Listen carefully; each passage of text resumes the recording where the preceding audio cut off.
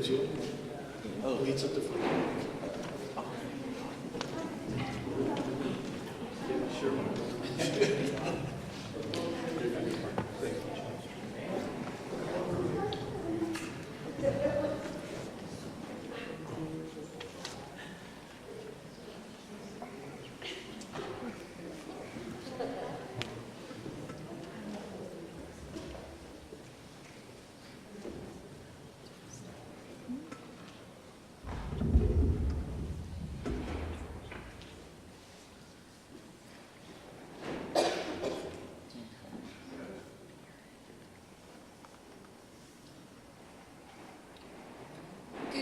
Welcome to the Democratic Primary County Judge Debate. My name is Vivian Kai, and I am a member of We Fill in the Blank. Before we begin, I ask you to please silence your cell phones, but would strongly encourage you to join our conversation on Twitter by tweeting WeFitB using the hashtag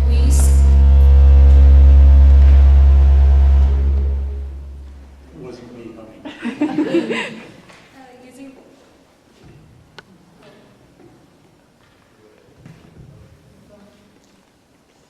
using the hashtag WeCJDebate. Unfortunately, Laura Enriquez, one of the running candidates, is unable to attend this debate due to work commitments, but please help me give a warm welcome to our candidates for this evening. Businessman Ricardo Salmonella,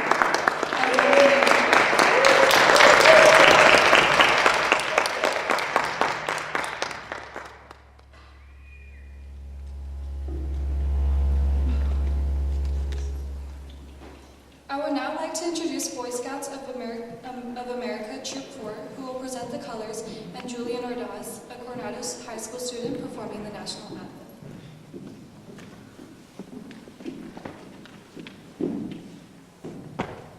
Conga, attention! Conga, élite!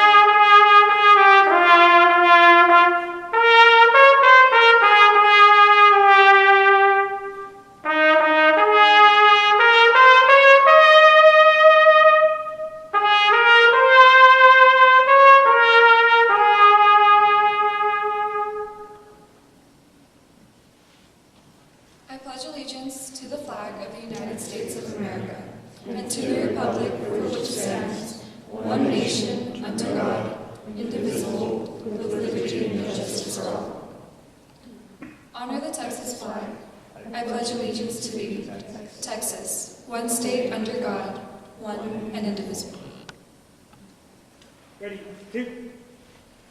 Conga, pose the colors.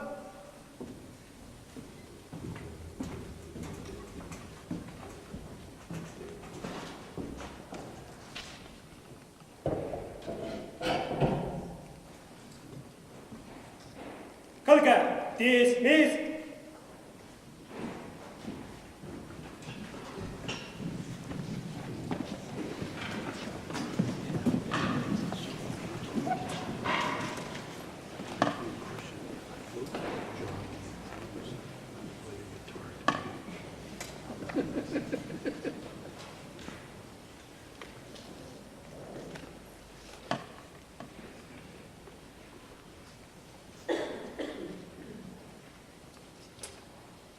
We Fill in the Blank is a nonpartisan student-run organization dedicated to engaging the youth in their community. Over the past few years, we have hosted countless debates and forums, conducted exit polling, and our latest project, the Borderized Youth Symposium.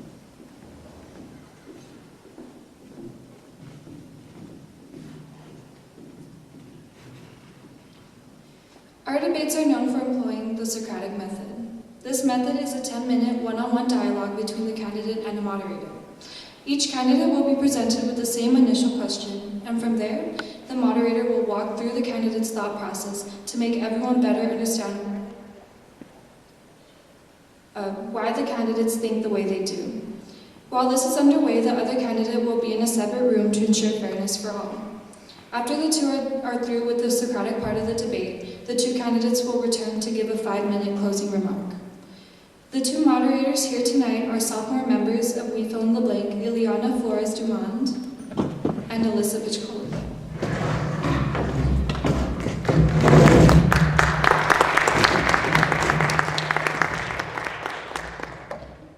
We would also like to state that we are simply here to educate the audience so that they may make an informed decision on behalf of the community.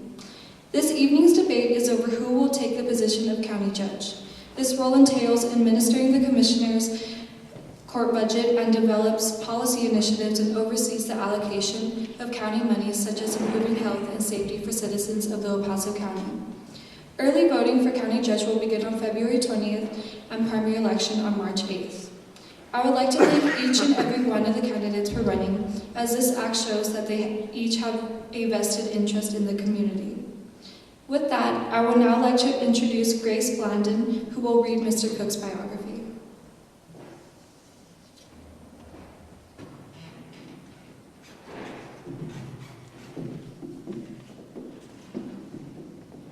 John Cook was born in Brooklyn, New York. He graduated from Immaculata High, a small Catholic school in Manhattan. Upon graduating, he entered the Holy Cross Seminary. After that, he worked for Western Electric Company as an installer. In 1967, he took a leave of absence, volunteering to serve in the U.S. Army. He was awarded the Army Commendation Medal for meritorious service during his combat tour in Vietnam. Mr. Cook graduated with a bachelor's in business from UTEP and received teacher certification in special education. He retired from his position as a manager of network operations with Southwestern Bell Telephone Company after a 25-year career. He taught 4th and 5th grade for EPISD and was a financial planner for Waddell & Reed. He consulted numerous nonprofit organizations and served 6 years on city council. He was also mayor for 8 years and voted 5th best mayor in the world. He received national recognition for his expertise on issues that impact our relationship with Mexico. Mr. Cook was co-founder of the U.S.-Mexico Border Mayors Association and was inducted into the Fort Bliss Hall of Fame. Most importantly, he married his wife, Joan. They are the proud parents of 6 children, 12 grandchildren, and 2 great-grandchildren. Hello, Mr. Cook. My name is Elizabeth Colin, and we will be engaging in a Socratic dialogue that will help to inform the voters of El Paso. To begin, we will start with the topic of healthcare. One of the largest allocation of county funding is healthcare services. What are your top 3 priorities in regards to this topic? Well, I think one of the big challenges that the county, and this is me trying to predict the future, one of the big challenges they're going to face is the direction that the county took for opening up clinics around the county. And there's a lot of people saying that's unfair competition with the private sector. Unfortunately, the private sector doesn't want to take the people who don't have health insurance and who can't afford medical services. So what ends up happening is if you can't provide those services before people get really sick, the preventative health care, then they end up getting the health care of last resort, which is the emergency room. If they don't have insurance, where they're going to go is University Medical Center. We remember what it was like back in the late 90s when they all went to what was then called Thomason Hospital and didn't get really good care. because there were so many people vying for the care and so little resource to serve it. So I think that those are the priorities that we're going to end up having to focus on, is how do you not have an unfair competition with the private sector? How do you take care of an indigent population and make sure you're not taking care of them at the most expensive level, which is the emergency room, and trying to attract good medical physicians who would want to work in those clinics in the first place. Okay, you listed your direction of the clinics in El Paso as your first priority. Could you elaborate to why this takes precedence over the other possible priorities? The reason is, as I mentioned, if they cannot get preventative care because they don't have health insurance, and remember, we have a very large population of people who, for one reason or another, have no access to health care because they don't have health insurance. Then what they end up doing is going and getting that health care when they're really sick, rather than before they get real sick. And that's the most expensive way to handle it, is through the emergency room and in hospital stays. Okay, and how would you go about achieving that direction of the clinics you were Well, discussing? making sure that we don't go backwards in time and start shutting clinics down, which we pay taxpayer money to build.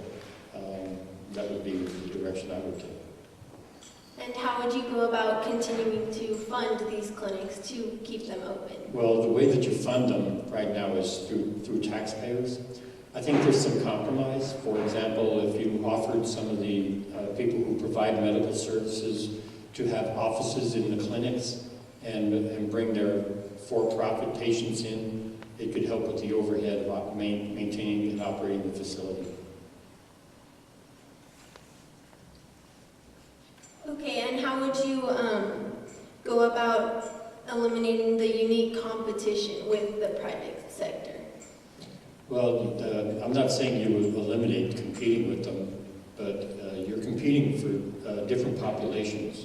The private sector is not competing for indigent care. They're not. So I think what we need to do is eliminate the perception that there's an unfair competition. Okay, and we can go ahead and move to our next topic, which will be law enforcement. So what are your three most important priorities regarding the topic of law enforcement? Well, once again, I'm looking at what I think lies in the future, and I see a debate surfacing again for consolidating the police department with the sheriff's department. We're mandated by the Constitution to have a county sheriff. So if we were to put the police chief and the sheriff in a room and say only one of you can come out because we want to have a metropolitan police force, then by Constitution, the only one who could walk out is the sheriff. So I don't think that we'll be able to achieve that consolidation that way. But we can have collaboration. There's certain functions that both entities perform right now that I think we could find out which entity could perform it the most cost effectively. Some of those would be evidence control. Do we have good evidence control? Others would be training, training facilities. Now we've tried in the past to have some of that collaboration, and it didn't really work very well. But I think it was the personalities who were trying to get it done. Would you care to elaborate over perhaps your second and third most pressing priorities within law enforcement? Well, I think both our police department and our sheriff's departments are both running very well in the city right now. But I think one of the things that I think we need to focus on is making sure that we're able to deal with a population of people who are suffering from mental illness without having to resort to violence on behalf of the police officer. Why would you rate dealing with mental illnesses within law enforcement over other priorities within law enforcement? Well, because there's several class action lawsuits right now in regards to that. That's one reason. Okay, and your third priority? third priority is going to be what are we actually going to do with the downtown jail facility, which is quite old. Some of the floors are not really operational at this time. And so do we remodel it, rebuild it, make it more functioning, especially separating the women prisoners from the male prisoners when they're being brought into the facility? Or do we tear it down and start new, or do we move everybody out to the jail annex? Those are going to be some of the big challenges. If you were to be elected county judge, how would you go about improving the jail facilities? Well, I like to have professionals study the issues for me and then present the studies back and get their recommendations. And then remember, the county judge is only 1 in 5 votes. So then we need to take the studies that are done and see which alternatives we think would be best for the county of El Paso. And how would you plan on receiving funding for these plans for the jail? Well, the funding sources that we have, for example, if the taxpayers pay it all one way or the other, it just depends on which tax pocket you're talking about it coming out of. Is it coming out of your federal pocket? Is it coming out of your county pocket? Is it coming out of your municipal pocket? So that's what you have to decide, is which pockets you want the money to come from. But the reality is all those pockets belong in the same suit. Okay, would you care to provide some clarity for voters regarding which pocket of tax or funding you would get that Well, from? okay, for example, there's a lot of controversy about housing federal inmates, because a lot of those inmates are in jail for immigration crimes as well as other crimes. So I think we have to be careful not to let this become an immigration debate issue. Let it be which is the most beneficial for the taxpayers of El Paso County.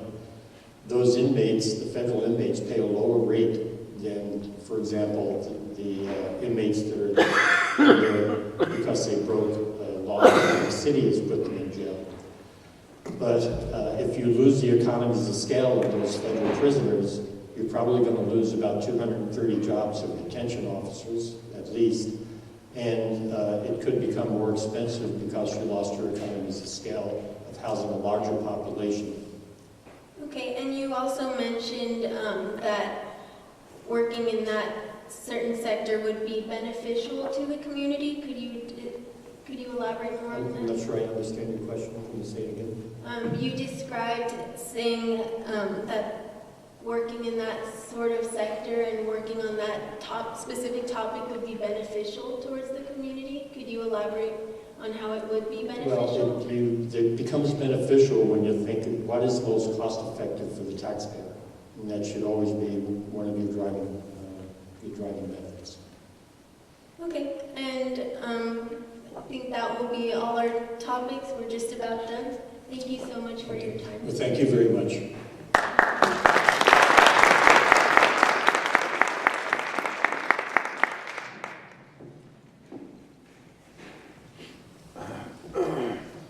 And now I would like to introduce Dana Aldasuki, who will be reading the biography of Mr. Samaniego.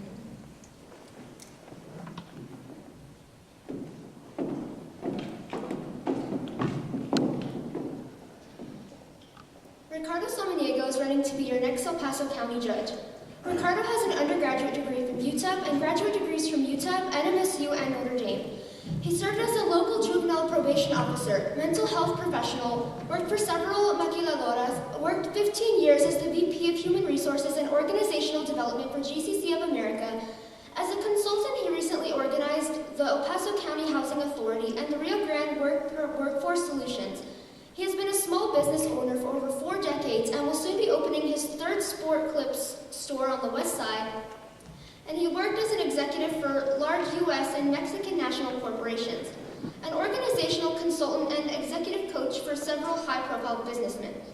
He has been the director of operations for a 4,000-employee manufacturing facility and general manager for a concrete and materials business in El Paso and southern New Mexico.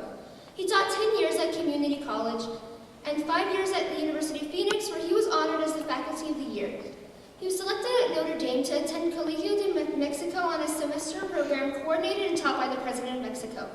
Spokesman for Chicano Mental Health at First Lady Rosalind Carter's Symposium on Mental Health in Phoenix. As a volunteer, he served on countless boards and committees, most recently as chairperson for the board at Benvivir Senior Health Services. His work experience in education in Mexico and the United States makes him a true binational figure. Please welcome Ricardo Samaniego.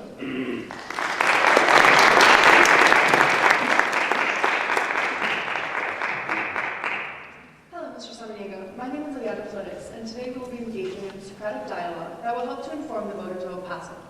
To begin, we will be starting with the topic of healthcare. One of the largest allocations of county funding is healthcare services. What are your top 3 priorities in regards to this topic? Well, we know that several years ago, we were really excited about what was going to happen in the medical industry here in El Paso. I think what we have now is a reality. We now have all the bases and the foundation to have an incredible medical regional area for not only for El Paso, but for this entire region. I think one of the most important things that we could look at is that we make sure that we hold management and that we hold the board of directors accountable for their actions. One of the most important things that we could do is to select the right people. As you well know, the county judge has the ability to appoint board members. I believe that one of the most important things that we could do is make sure that we select board members that are capable, that have worked with budgets, that know how to scrutinize and look at things from a very tough way of looking at things, from that budget reviews, monitoring their decisions, and so forth. So selection and accountability is really very important as part of that. But I do want to say that we're very fortunate to have our medical facilities, and I think we're extremely fortunate to have the Children's Hospital.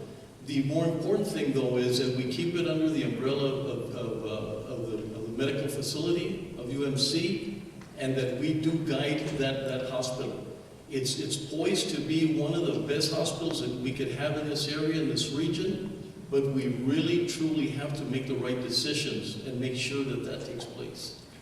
You mentioned selection of management and accountability of management as your first priority. Could you elaborate as to why that's your main priority? Well, as an HR professional, there's very few things that you could do that have the impact as selecting the right people. There's 2 things that are very important. Selection of the right people, and then making sure you train the people appropriately. And that's why I believe that selection process will begin we can get people that are understanding what makes a good business, and therefore the selection of the board members and the management team as well. In your vision, what would you define as a good management of business? Good management skills? Yes. I think first of all is to have a really profound understanding of the position. One of the most incredible problems that we have is role clarification. So if we understand what the roles are, and we get the right leadership, then we can be very successful. And so the most important thing is really strong leadership, but a really clear understanding of the roles. As county judge, how do you plan to implement this selection of management and accountability of management? That's a very interesting question, because I think that we have to discern running a situation from a political perspective and running it from a CEO or an organizational perspective or a business perspective. And I think that's what I bring to the table, and I'm very confident that I'm able to bring that business perspective so that we're able to accomplish the things that we need to do from that perspective, and not more of a political perspective. As your second priority, you mentioned the Children's Hospital. Could you explain what you would like to do as far as the Children's Hospital? We live in an incredible, unique region here, especially for our children. If, I've had the opportunity to visit and look at the lives that have been saved and the children that would have not made it had we not have the Children's Hospital. I think it behooves us to make sure that it's a successful operation and that we don't start looking at it as something that you can get rid of because it's costing the taxpayer. If we don't want to go that route, then of course efficiencies, running the hospital properly, looking at it from a budget perspective, looking at waste, that we make sure that every decision we make is not impacting our inefficiencies. I think then the hospital, we're going to be very proud of that hospital. How would you mitigate the impact that the Children's Hospital has on the taxpayers? The impact is something that I'm hoping that we've overcome a little bit. We've already have been at the point where the taxpayer has been involved. But I think if we begin to be more diverse, be able to attract more hospitals and health programs that are not subsidized by the government, and create in this area the type of an industry, a medical industry, a healthcare industry that is not dependent on the taxpayer. I feel very confident that if we start making the right decisions, looking for the efficiencies, and looking for our ability to run it like we should run it, then I think that we shouldn't be that worried about what we're going to burden the taxpayer. As far as attracting those diverse healthcare opportunities, how would you plan on doing so? Well, success brings success. Once people start seeing that we're capable of functioning and doing the right things and making the right decisions, I don't know if you've noticed, but a lot of the things that come out in the papers are things that we're dealing with because at the onset, we weren't looking at the right things. We were not understanding the business perspective. We didn't understand the dynamics of the decisions that we were making. So if you look at whether we're talking about Escalante and nothing has happened, or we're talking about the annex and the problems that we're dealing with, I believe that as a businessman, and I'm very confident that as a businessman, you do not sleep at night wondering whether or not something's going to work out later because I didn't do the research. We look at things from a very different perspective. For example, in a business, we look for profit and we do not burden our clients or our customers or consumers. We don't burden them and say, you know what, I'm running inefficiently, therefore I think I want to pass it on and give you, an increase in price. In the same way, we should have that kind of perspective that we do not in any point think that the solution to anything that we do wrong is to pass it on to the taxpayer. And you have to have that sense of urgency and that sense of understanding that that is not an option. The option is increase revenue, look at your budgets, tighten them, and make sure you make the right decisions. Okay. Our second topic is law enforcement. As county judge, what would be your top 3 priorities under the category of law enforcement? Law enforcement is really important to me. I was a juvenile probation officer. I worked at La Tuna, at state hospitals. And so I'm very, very confident that I understand what are some of the issues. And one of the biggest issues that we have that I feel very strong about because of my background is the mental health issue. I believe that we are not supporting our sheriff, who is very, very conscientious about mental health issues, that we're not giving him the support, the things that he needs. For example, identifying mental health issues early, making sure that we're not passing on a mental health issue and making it a criminal issue, making sure that there is an avenue that goes into the mental health instead of into the criminal system.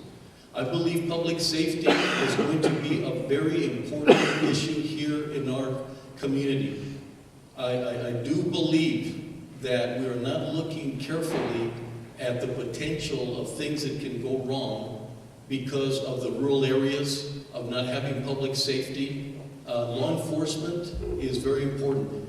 And the third point that I'd like to make is that law enforcement relies a lot on training and development.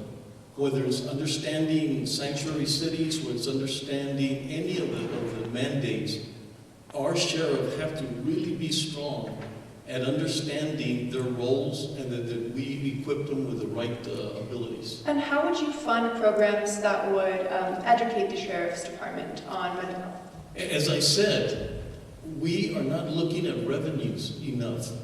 We are not looking at the government increasing revenues that can create economic development, that can attract companies into our... we're not seeing a lot of companies going into the county areas.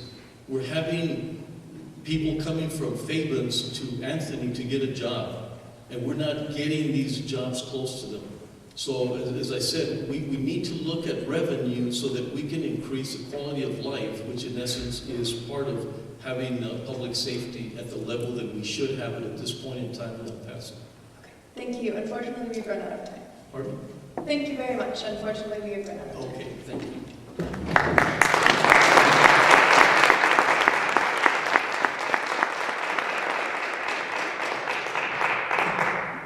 And that concludes We Fill in the Blanks County Judge Democratic primary debate. This debate would not have been possible without the help and commitment of the community. We would like to thank the candidates and their teams, Boy Scout Troop Number 4, Coronado High School and the Coronado High School Tech Crew for helping make this debate possible. We would like to remind you that early voting begins next Tuesday, February 20th to Friday, March 2nd, and general election day is Tuesday, March 6th. For more information on where and when to vote, visit epcountyvotes.com. We encourage you to go out to the polls and cast your ballot. Thank you all for coming. And don't forget to join the Twitter conversation using the hashtag WeCJDebate and follow us on Twitter using the handle @WeFitB.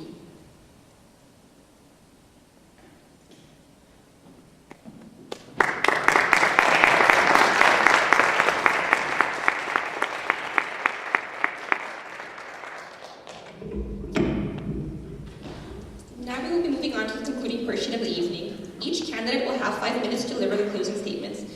We will begin with Mr. Ricardo Samaniego. Well, thank you. This is really an exciting time for El Paso. It's an exciting time because we talk about all the changes and all the things that have to happen.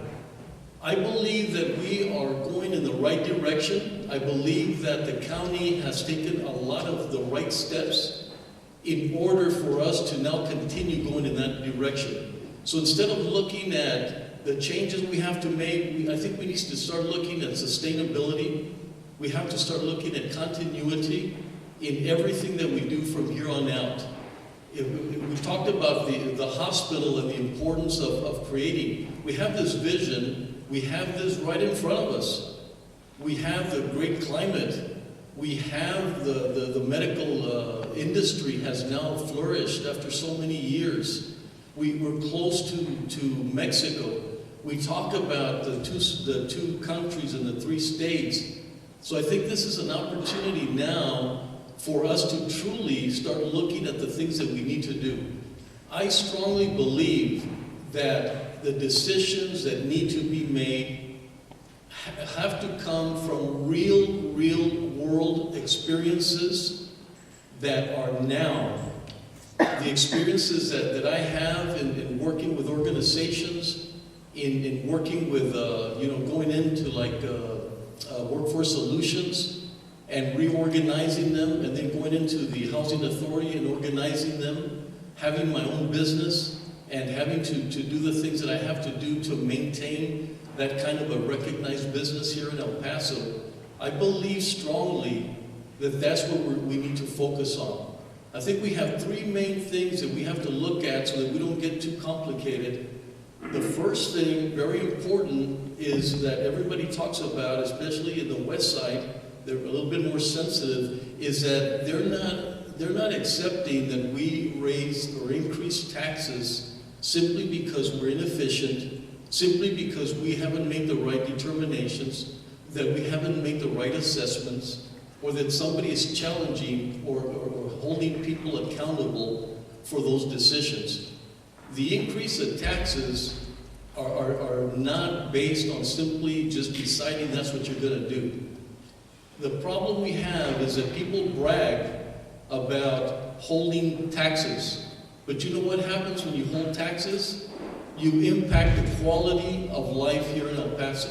So it's very easy to say, let's hold the taxes. Let's not, we didn't increase taxes. But if you look carefully, it always impacts the quality of life. So what happens? We go to revenue. You go to a business-focused revenue. The second thing that is very, very important is infrastructure. And the infrastructure here, it's quite embarrassing that in the newspaper today, we're still talking about what happens to Socorro if we have a flood. That is not, that's reactive type of government. As a businessman, we're proactive, we look at what we need to do, we make the right decisions, and you constantly look and make sure that you're not impacting the community by your decisions. So infrastructure, roads and bridges, there's a tremendous backlog right now of things that need to be done that we should be accelerating. And I think with my kind of spirit and passion for these things and being in El Paso, I think that we can do that. And the third one is partnerships. I have been going from one end of the county to the other since June the 12th. And I can tell you that there's a tremendous amount of need for collaboration. Collaboration with UMC and the Children's Hospital, collaboration with mental health, collaboration with every interest group. We want people to get excited that we're all going in the right direction and that everybody tries to go in different directions. I feel extremely, extremely proud of my background, and I think I have the qualifications that will allow us to create that continuity, create that sustainability, and be, in my opinion, we could be one of the best counties in the state of Texas. And there is no reason why we haven't earned that opportunity and that we keep comparing ourselves to these other cities. So I thank you very much. I appreciate it. I love the things that you're doing here in this school. And I got to talk to some of you, and I'm very proud to be part of this forum today.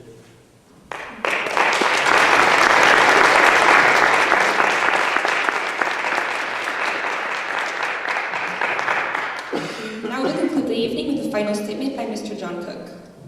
Well, first of all, I want to thank the students for putting this forum together and thank the audience that came out to listen to two of the candidates in this very important race. And also I want to thank Mr. Samaniego for, I've run a lot of political campaigns in the past, and this is definitely the cleanest one.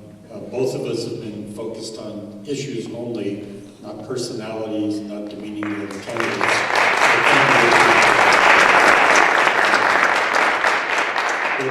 What I bring to the table is proven leadership. Not only my 25-year career with Southwestern Bell and Dell & Reed and numerous other entities that I've worked for in the past, but also my experience of being an elected official. Not only the experience that I gained by running for office here and serving in those offices, but in the experiences that I got from the exposure of being president of the Texas Municipal League, for example, being on the National League of Cities Board of Directors. Those I got to see what's happening not only in our community, but in other communities around the state and around the country. Extremely important. I know the issues that are impacting the city of El Paso and the county of El Paso because I lived them for so many years. I gained a lot of experience and background. I've been a student of county government since the late 90s. I began studying it back in 1997 when I had contemplated running against then Judge Maddox. I didn't run against Judge Maddox, but I did learn a lot about what county government functions were. Recently, I ran for Texas Land Commissioner. There's 254 counties in the state of Texas. I visited 141 of them, and in most of them I got to visit with the county judges.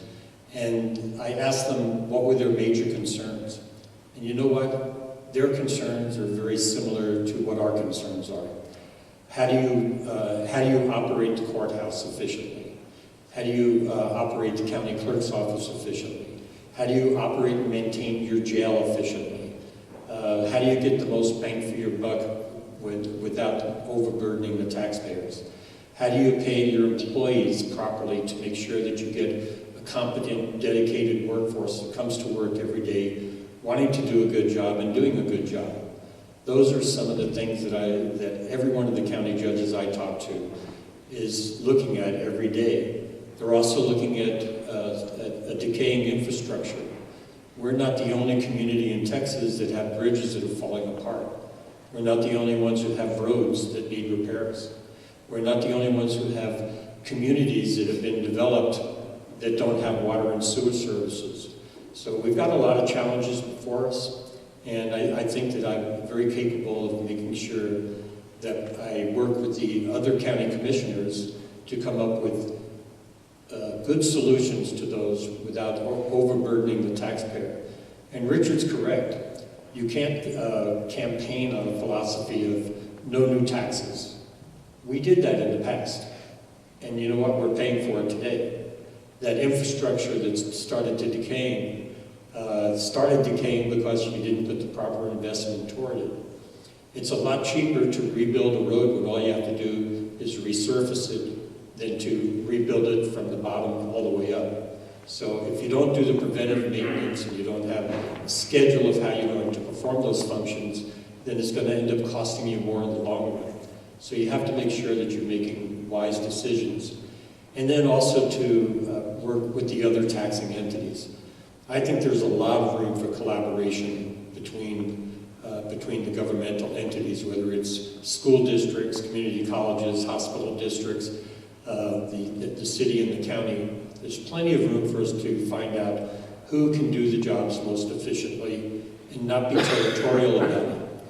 The biggest challenge I think that we have is learning how to communicate with each other. And remember, when you talk about communication, God gave you 2 ears and 1 mouth. The person who uses his mouth more than he uses his ears is probably going to doom himself to failure because he's not listening to the other side.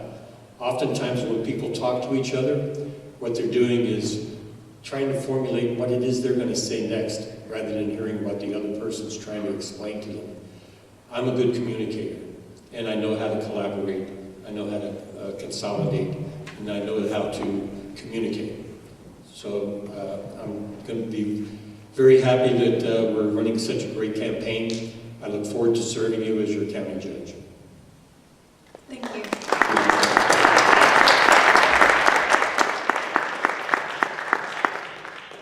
We thank you all for coming and we wish you a good night.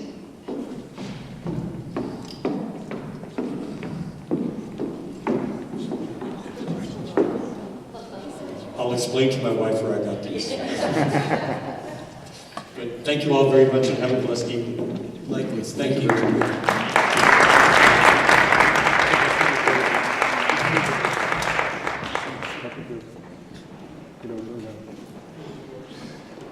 This rain is cold. Neither of us are. Thank you both. Thank you very much. Good job.